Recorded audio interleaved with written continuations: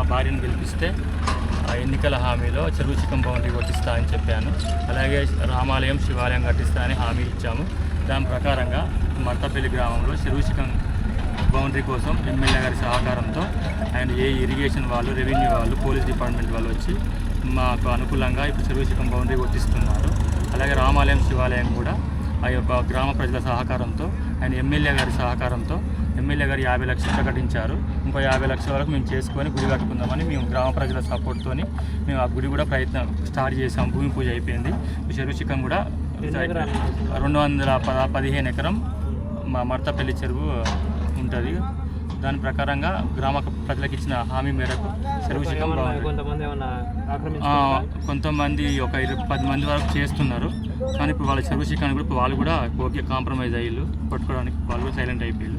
ఇప్పుడు అందరి సహకారం ఉంది. మన చెరువును మనం కాపాడుకుంటే రేపు భవిష్యత్తులో ఇప్పుడు ఇదే ఎగ్జాంపుల్ ఈ సంవత్సరంలో వానలు లేవు.